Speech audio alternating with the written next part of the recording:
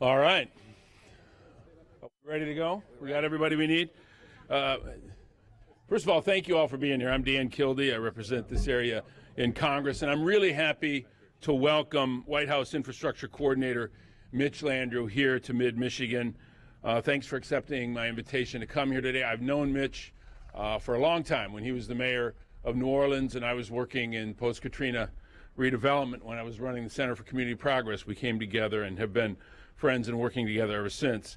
Also, we have grateful to have Deborah Shore, the EPA Regional Administrator, Eagle Director Lisa Clark, Tim Morales, the Saginaw City Manager, and of course Naisha Clark-Young, who's going to speak from the perspective of the community. Look, for a long time we've seen administrations come and go in Washington talking about improving infrastructure. In fact, we had one administration, the previous administration, declared Infrastructure Week every week, 52 weeks out of the year for 4 years, and never got a bill passed, never was able to get anything done. Well, that ended when Joe Biden became president, and a lot of us in Congress got together and said, look, we're going to get something together that we can get done. And that's what we've done here, to deal with infrastructure, not just the seen infrastructure, roads and bridges and rail and ports. Obviously, that's all important, but also to make sure that we're dealing with unseen infrastructure, and that particularly means investing in water infrastructure. We know this from experience, from my hometown of Flint to Benton Harbor right here in Michigan, to Newark, New Jersey, and of course, most recently, Jackson, Mississippi. We've seen what happens when we ignore infrastructure. It comes with a high human and financial cost, and that's what we're here to address. The Bipartisan Infrastructure Law moves us in the right direction. It was just about a week or so ago, I was with Governor Whitmer to see the reopening of lanes of I-69, freeway that has been left to crumble is now going to be one of those state-of-the-art roads. And now, of course, with Mitch Landrieu coming here, the President's Infrastructure Coordinator coming here to talk about this work. So today we're announcing important new federal support, over $212 million from the Bipartisan Infrastructure Law to Michigan to make water improvements, half of which can be used for grants specifically for chronically distressed communities that can make the upgrades that otherwise they would never be able to make in their infrastructure. And of course, we're really pleased to announce that that's not just a general statement. There's specific support coming for Saginaw, $15 million to build a new water tower for its water system. These are federal funds that are made available through the state of Michigan. It's a big day. It's big news. So, with the Clean Water Fund, we're going to be able to help communities like Saginaw with water infrastructure. 170,000 people depend on this water system, and to be able to have that tower available so that if the power goes down, there's no loss of water service immediately. That's going to make a huge difference to make sure that we have a water system that provides help and provides good, clean drinking water for people when they need it. This is what happens when you get the federal government together, the Congress and the White House working together, the state government on board, and a local community that's willing to partner. We can improve things for the people of places like Saginaw, and what we're doing today is announcing just that. So let me turn now to Tim Morales, who's the city manager of the city of Saginaw and obviously knows the pressures that local communities face, and I know is really pleased to see this resource coming to us. Tim. Thank you, Congressman Kildee, and welcome to the City of Saginaw's water plant. This plant went to service in 1929 and construction started in 1926, so this is a great structure, but it does illustrate the age of a lot of our system. And the City of Saginaw's water supply system does play an essential role in the health and safety of our entire region. We provide treated water to all of our city residents, 18,000 households, and 20 wholesale customer communities in Saginaw County and portions of Bay and Tuscola counties. So we do have long-term capital improvement plans for the water system, and the big hurdle typically is funding for that infrastructure. I have to give credit to our staff. All of our city staff here at the water plant and wastewater plants have done an excellent job of maintaining the aging system. But as I stated, we have a lot of needs, and the elevated storage tank has been on our radar for a long time. We know it's needed, and unfortunately, other capital needs within the system have had to take precedence over the years. Currently, the city has no elevated storage water to maintain system pressure without power. So if power goes out to the water plant, our staff has 2 to 5 minutes to start emergency backup generators. And without the high power service pumps, if the system pressure drops to a level of concern of 20 psi or less, then it's a serious health and safety concern and requires a boil water notice. So our plans to construct an elevated storage tank will ensure that the city is able to maintain future compliance and increase reliability of the overall water system. We have elected to proceed with construction of a tank that will have a minimum of 2 hours of storage, and the water tower will provide the entire system with redundancy during the power loss event at the water treatment plant. As the frequency of severe weather events increases around the country, we know this type of safeguard becomes more important to our system. We do estimate that our system serves 173,000 residents of our region, and it's going to benefit all of them. So we're very thankful for this investment. As I stated, this will make our system more robust. The federal investment is necessary and needed, and I'm thankful that White House staff and Congressman Kildee are here today to support other projects throughout Michigan as well that will improve the reliability and integrity of our entire state's water supply system. So thank you, Congressman, and all of our other dignitaries here. And with that, I will hand it to Deborah Shore, EPA Region 5 Administrator.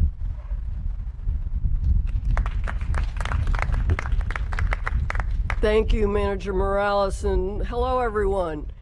Today's a big day for water infrastructure in the state of Michigan, and I'm honored to be here with you all and to be joined by White House Infrastructure Coordinator Mitch Landrieu for today's announcement.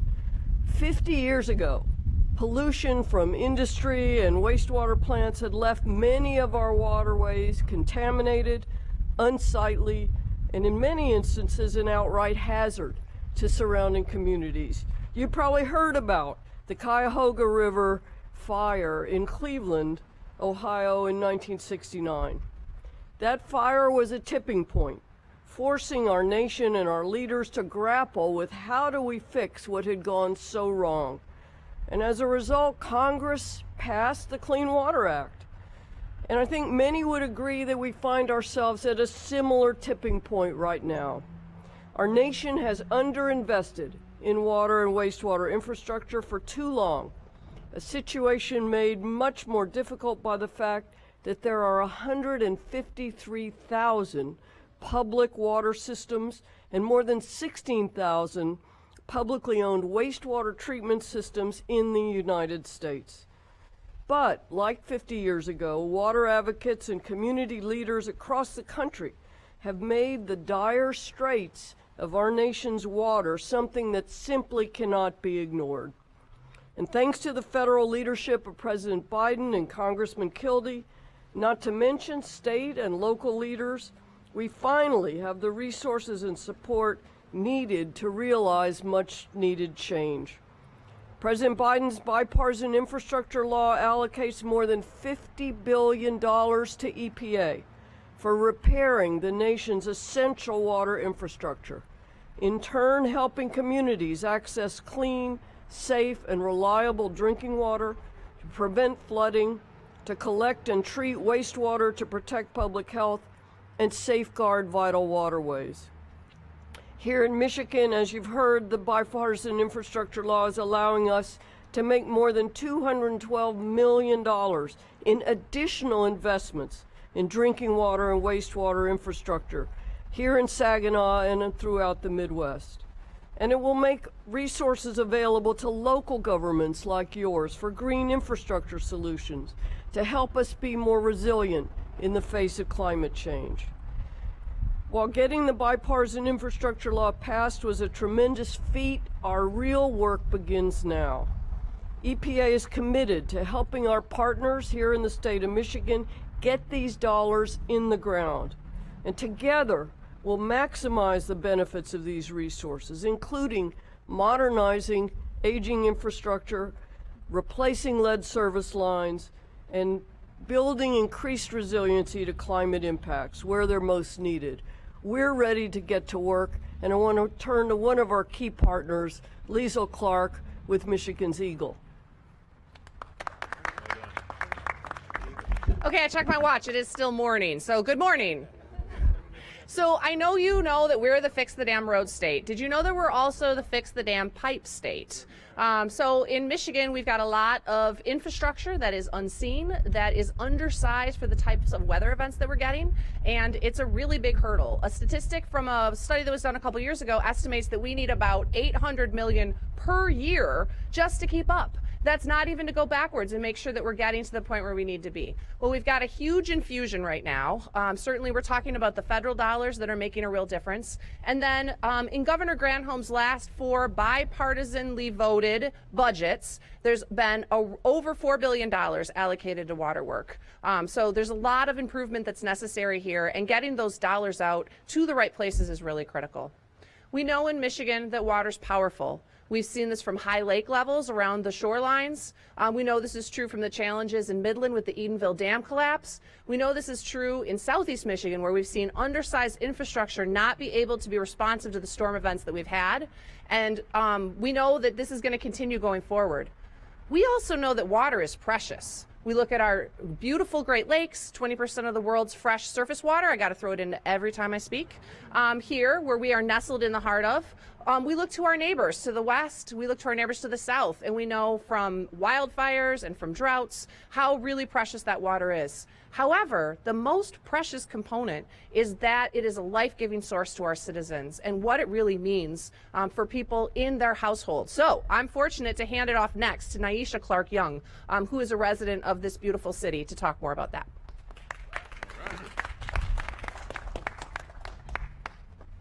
Thank you, Director Clark. My name is Nye Clark Young, and I'm a proud mother, small business owner, Saginaw resident, and community artivist.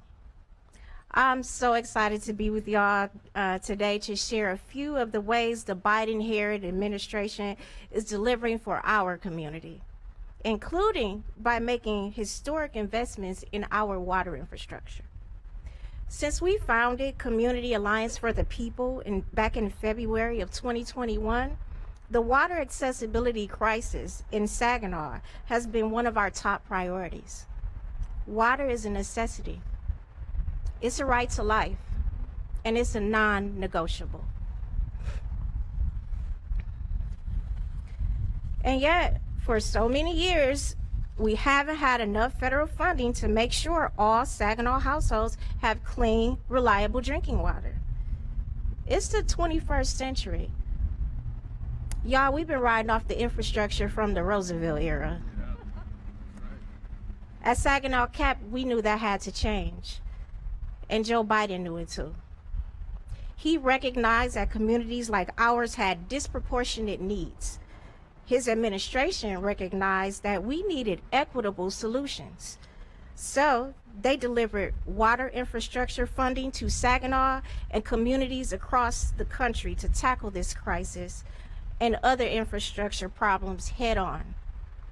His policies are rebuilding roads and bridges, creating good-paying union jobs, lowering costs, supporting small businesses like mine, and ensuring all Americans have access to safe, clean drinking water. Here in Saginaw, Biden's policies are giving us the opportunity for transformational change. Now, we've heard a lot about the need to invest in our infrastructure over the years, but President Biden is actually providing the means to get it done. I'm so grateful that he and the leaders in his administration, like Coordinator Landrieu, as well as our Congressman, Representative Kildee, and all those at the state and local level, including Saginaw CAP members, are working hard to see that these generations-long issues are addressed and solved. Thank you.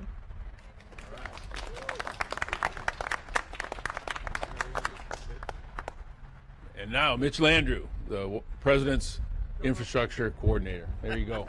Mayor Landrieu. I appreciate it. Congressman, thank you so much. Dan has been such an unbelievable advocate for Saginaw, his congressional district, the people of Michigan. And of course, as he said earlier, Dan and I met when he came down to New Orleans after our city had been beat to death by Katrina. We lost 1,800 people, 250,000 homes were destroyed. All of you were with us, and thank you for doing that. But Dan was down there helping people rebuild their homes, which is where we first met and became really good friends. And it's been a joy for me to see him kind of put his shoulder to the wheel for the people of Michigan and Saginaw. So it wasn't a surprise, and it's a great honor for me to be here with him in his congressional district. Naisha, thank you so much for those beautiful words. Life is really precious, and water is either a life-giving force or a life-taking force, and we need to figure out how to deal with it. Obviously, I'm thrilled to be here on behalf of President Biden as a senior advisor and infrastructure coordinator for the infrastructure bill. He and Vice President Harris have been to Michigan more times than you count. Actually, she will be here tomorrow. You had a Michigan delegation in the White House on Tuesday. Governor Whitmer and the president and your two United States senators, Senator Stabenow and Senator Peters, have been advocating very strongly for all of you. But the bottom line is pretty simple here. The President of the United States understands and sees everybody and doesn't want to leave anybody behind. He said that if you elect him, he was going to use the power of his presidency to lift people up, not tear them down, to bring them together, not push them apart. And he understood really clearly that in order to do that, you have to invest in people, and people meant rebuilding the infrastructure that mattered to most of us, because that's where most of us live. And he challenged me and another other people with getting money all the way down to the ground. So a once-in-a-generation historic investment, $1.2 trillion to rebuild roads and bridges and airports and ports and waterways, clean air, safe water, which is what we're talking about today, building a clean energy economy, laying down 500,000 electrical vehicle charging stations, working here in the state of Michigan that knows a little bit about cars, about how to get us to a clean energy future. And that money is hitting the ground as we speak. Michigan has already received and will continue to receive billions of dollars that are going to help the state and the people of this state get us from where we are today into the future. But the president said, get it down to the ground where it counts for people that matters. And so I'm thrilled to be here today to talk a little bit about the issue of water. The President of the United States believes that everybody in America, as a right, deserves clean air and safe water. But saying that and then getting money to the ground are two different things. And so today, we're here not to just talk the talk, but to walk, and to deliver actual dollars. Billions already have come, but just today, as Deborah said, and as Congressman Kildee said, because this would not have happened without him, we're announcing $213 million that is coming directly to the state of Michigan for clean air and clean water. But remember, the president told me, that's good, but that's not good enough. Get it down to the ground where it really matters. And so as the congressman announced today, there's also $15 million for the city of Saginaw, to this beautiful building, for these folks that work behind these gorgeous walls. This is the prettiest water facility that I've been in the country, by the way. It's quite gorgeous, and you should be proud of it. And it's got an eagle flying over it, which is just another amazing thing that you guys should not take for granted, because in New Orleans we have pigeons. So that's really nice, okay? And we just have green trees. We don't have gorgeous, beautiful trees like this. We have oaks with moss on them. But when you think about getting money down to the ground, I mean, actually not only getting the money budgeted, but then getting it to the state, and then getting it to Saginaw, and then getting it to the ground is Naisha's house. That's the ground, not here. To people that really, really matter. And so I know a little bit about water because we have a major water system in the city of New Orleans, and I know about making sure that you have towers that have water in it when your engines go out and can't pump the water and the PSI level goes too low. And when that happens, the water's not safe for people to drink. So this is a critical piece of infrastructure to deliver on the president's promise to make sure that clean water is in every house in America. There are billions of dollars, and Michigan knows this better than anybody else, about getting rid of lead in water and the lead pipe challenge that you have not only in Saginaw but in Flint, which is right up the road, as we like to say, in New Orleans. and then making sure that we actually have the money to make that happen. Cleaning up the rivers, cleaning up the streams. This woman who's standing next to me, Deborah Shore, the administrator for Region 5, is responsible for cleaning up the Great Lakes with the money that the president has sent down here, and we're well on the way to get that done because we know that that's the watershed for this particular area. So let me close out by, again, thanking all of you for being here. Thank all of the advocates. Thank all of the business community, the leaders. I want you to understand what it is that you're seeing here. You're seeing your government work. You're seeing the federal, state, local officials with water boards and with cities and with citizens and with labor and with environmentalists and conservationists come together and proving the president's point that when we come together in America, there is nothing that we cannot do. And this is proof positive of exactly what he said he was going to do, delivering on that promise, and a proof point that it has actually happened so that we can get what the president says everyone has a right to, which is clean air and safe water. That's an America that works. That's an America that's unbelievable. That's an America that can be better. And that's what he means when he says, let's build a better America. So promises made, promises kept. It's great to be here in Saginaw. The president loves Michigan, as you know, and we're going to make sure that America stays on the right track. So thank you all so much. And Congressman, one more time, God bless you, and thank you for all the work that you've done.